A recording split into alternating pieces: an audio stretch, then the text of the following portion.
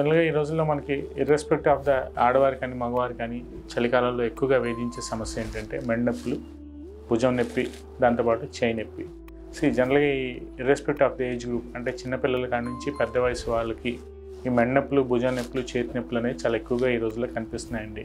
Day to day ప్రాక్టీస్లో ఈ spondylitis సమస్యతో బాధపడే వాళ్ళు కూడా ఎక్కువగా మనకి క్లినిక్లో పోయి ట్రీట్మెంట్స్ కోసం రావడం అనేది చాలా ఎక్కువగా జరుగుతుందండి. జనరల్గా బేసిక్గా మెడ నొప్పి అనగానే ఏముంది లేని ఇగ్నోర్ చేస్తూ ఉంటారు.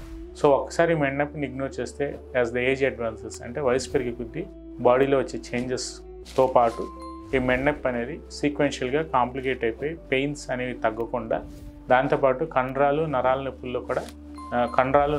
కూడా నొప్పులు రావటం, ఒక్కొక్కసారి బలహీనం అయిపోవటం, నరాలు కూడా వీక్ అయిపోవటం అనేది జనరల్గా ఎక్కువగా జరుగుతూ ఉంటుంది. ఇదంతా ఏంటంటే ఫస్ట్ అండ్ ఫార్మోస్ట్ థింగ్ మనం ఆలోచించుకోవాల్సిన విషయం ఏంటంటే ఇది సర్వైకల్ స్పాండిలైటిస్ పైన లేదంటే ఇంకా ఏదైనా ఇతర నొప్పులు ఏమైనా ఉన్నాయనేది మనం ఆలోచించుకోవాల్సిన అవసరం ఎంతైనా ఉంటుందండి.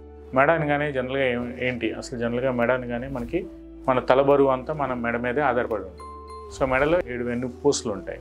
ఎనాటమీ ప్రకారంగా C1 నుంచి C7 వరకు మనకి మెడలో పూసలు ఉంటాయి.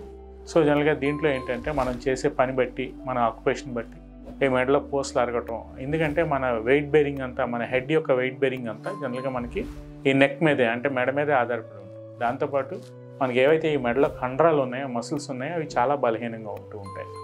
జనరల్గా ఇది పగలంతా మన తలబరువు అంతా మన మెడ మీదే మోస్తూ ఉంటాయి కాబట్టి యాజ్ ద ఏజ్ అడ్వాన్సెస్ ఈ నెక్ మసిల్స్ వీక్ అయ్యి, లేదంటే నెక్ మసిల్స్ ఎవరికైనా సన్నగా ఉన్న వాళ్ళలో కానీ, కంటిన్యూస్గా ఎలక్ట్రానిక్ గ్యాడ్జెట్స్ ఎక్కువగా వాడుతున్న వాళ్ళల్లో కానీ, లేదంటే ఫోన్స్, ఈ డిజిటల్ మీడియా ప్రపంచంలో ఈ ఫోన్స్కి ఎక్కువగా అలవాటైపోయి తలంతా కంటిన్యూస్గా ముందుకు వంచుకొని అలా చూడటం వల్ల కానీ, జనరల్గా పోస్టరల్ డిఫెక్ట్స్ ఏమైనా ఉన్నా, అవర్స్ టుగెదర్ ఒకే పోస్టర్లో కంటిన్యూస్గా కూర్చున్నా, ఇలాంటి వాటిలలో, లేదంటే వైటమిన్ డి డెఫిషియన్సీస్ ఉన్న వాళ్ళలో ఇప్పుడు మనం చూస్తున్న ఊబకాయం, దాంతోపాటు చిన్నపిల్లల్లో మ్యాక్సిమం ఈ బరువు అంటే బ్యాగ్స్ ఎక్కువగా వెనకమాల మోయటం వల్ల కూడా ఈ మెడ డిస్క్లు ఏవైతే ఉంటాయో అరిగిపోతున్నాయి. జనరల్గా చిన్నపిల్లల్లో ఎక్కువగా కామన్గా మనకి బిలో 15 ఇయర్స్, బిలో 20 ఇయర్స్లో వాళ్ళకు కూడా ఈ నెక్ పెయిన్తో ఒక్కొక్కసారి కంప్లైంట్ చేస్తూ ఉంటారు. జనరల్గా ఈ వేళల్లో ఏంటంటే ఎక్కువగా మనకి బ్యాగ్స్ ఎక్కువగా అధిక బరువు మోయటం వల్ల వీపుల మీద, బ్యాగ్స్ అంటే బ్యాక్ మీద ఎక్కువ బాడీ బేర్ చేసేదానికంటే వెయిట్స్ ఎక్కువ మోయటం వల్ల కూడా ఈ డిస్క్లు అనేవి అరిగిపోవటం, ఏజ్ పెరిగే కొద్దీ ఈ కాంప్లికేషన్స్ అనేవి ఎక్కువ అయిపోవటం అనేది జనరల్గా జరుగుతూ ఉంటాయి. ఒకనొకప్పుడు మన చిన్నప్పుడు మనం పెద్దవాళ్ళలో అంటే అబౌవ్ 70 ఇయర్స్ 80 ఇయర్స్ వాళ్ళు మెడ నొప్పులని లేదంటే మెడలో నరాల నొప్పులని అంటూ ఉండేవాళ్ళు. అప్పుడు అది చాలా అరుదైన ప్రాబ్లంగా, అరుదైన కాంప్లికేషన్గా మనకి ఎక్కువగా కనిపిస్తుంది. కానీ ఇప్పుడు ఈ రోజుల్లో ఏంటంటే చిన్నపిల్లల కాడి నుంచి ఏజ్ ఓల్డ్ ప్రాబ్లమ్స్ వరకు ఈ మెడ నొప్పులు అనేది ఎక్కువగా, మెడ డిస్క్లు అనేది అరిగిపోవటం, దాంతోపాటు ఈ సర్వైకల్ రాడిక్యులోపతి పెయిన్ అనేది రేడియేట్ అవటం, ఈ చేతుల్లో లేదంటే చేయి దగ్గర మనకి డెల్టాయిడ్ మసిల్స్ అని ఉంటూ ఉంటాయి, వాటిలో మసిల్స్లో పెయిన్స్ రావటం, దాంతోపాటు ఏదైతే మనకి ఆ డిస్క్ అరిగిందో C4 C5 దగ్గర డిస్క్ అరిగి ఆ ఇంటర్వర్టిబ్రల్ డిస్క్ ఏదైతే ఉంటుందో మనకి స్పాంజిమీటర్ లాంటి కుషన్ లాగా ఒక డిస్క్ అనేది మన బాడీని అంతా షాక్ అబ్జర్వర్స్ లాగా, మన సైకిల్ చైన్ కానీ మన కార్స్ స్ప్రింగ్స్ ఎలా ఉంటాయి, షాక్ అబ్జర్వర్స్ ఎలా ఉంటాయో అలా మన బాడీ వెయిట్ అంతా ఆ షాక్ అబ్జర్వర్స్ మీద ఆధారపడి ఉంటుంది. మన ఈ పోస్టరల్ డిఫెక్ట్స్ ఏవైతే ఇందాక మనం మాట్లాడుకున్నామో, కంటిన్యూస్ సిట్టింగ్, స్టాండింగ్, ఈ డిఫెక్టివ్ పోస్టరల్ పొజిషన్స్ వల్ల కూడా ఈ మెడ నరాలు అరిగిపోయి ఆ ఇంటర్వర్టిబ్రల్ డిస్క్ ఏదైతే ఉందో ఆ డిస్క్లు కూడా ఒక్కొక్కసారి అరిగిపోయి దాని మీద ఉండే నరాలు ఏవైతే ఉంటే ఆ నరాల కంప్రెషన్స్ వల్ల ఈ పెయిన్ అనేది ఎక్కువగా మనకి ఫింగర్ టిప్స్ వరకు పెయిన్ రేడియేట్ అయిపోయి మనకి మంటలు కానీ, అరిచేతుల్లో తిమ్మిర్లు కానీ, లేదంటే ఏదైనా బరువులు లేపాలన్నా, ఏదైనా వెయిట్ మనం లిఫ్ట్ చేయాలన్నా గ్రిప్ అనేది, కొంతమందిలో గ్రిప్ కూడా లాస్ అయిపోతూ ఉంటుంది.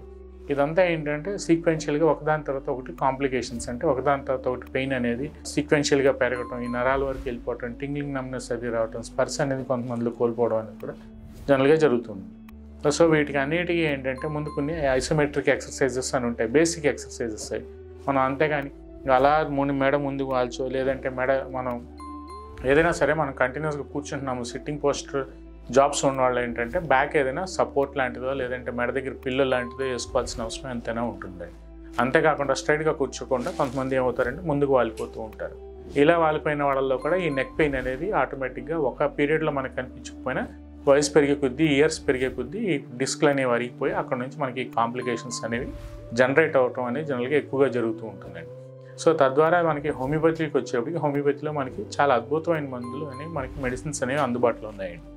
ఇంటెన్సిటీ పెయిన్, ఆ పెయిన్ అనేది ఎలా రేడియేట్ అవుతుంది, ఆ పెయిన్ యొక్క షార్ప్ షూటింగ్ పెయిన్ ఉందా, లేదంటే టింగ్లింగ్ నమ్నెస్ ఉందా, లేదంటే టింగ్లింగ్ పెయిన్ ఉందా, సెన్సేషన్స్ ఎలా ఉన్నాయి, ఏ డిస్క్ అరిగింది, ఆ డిస్క్ అరిగి దానివల్ల ఎక్కడ ఏ ఏరియాలో మనకి పెయిన్ వస్తుంది అనేది మొత్తం మనకున్న ఇప్పుడు మోడర్న్ టెక్నాలజీ ప్రకారంగా అవసరమైతే ఎక్స్రే, పేషెంట్ యొక్క ఎఫర్డబిలిటీ బట్టి అవసరమైతే ఎంఆర్ఐ కూడా చేసుకుని మొత్తం టోటల్గా మనకు ఆ స్పైన్ ఎలా ఉంది అనేది చూసుకుని మనం ట్రీట్మెంట్ అనేది ఇచ్చుకుంటూ మన హోమియోపతి ట్రీట్మెంట్ ఇచ్చుకుంటూ మనకి ప్రికాషన్స్ ఏవైతే ఉన్నాయో ప్రికాషన్స్ అన్ని పాటించుకుంటూ అవసరమైతే ఐసోమెట్రిక్ ఎక్సర్సైజెస్ లేదంటే బేసిక్ ఫిజియోథెరపీ ఎక్సర్సైజెస్ చేసుకుంటే for the period of time గ్రాడ్యువల్గా ఆ నొప్పినంతా మనం తగ్గించుకోవచ్చు అని ఈ వీడియోలో నేను చెప్పదలుచుకున్నాను. నమస్తే.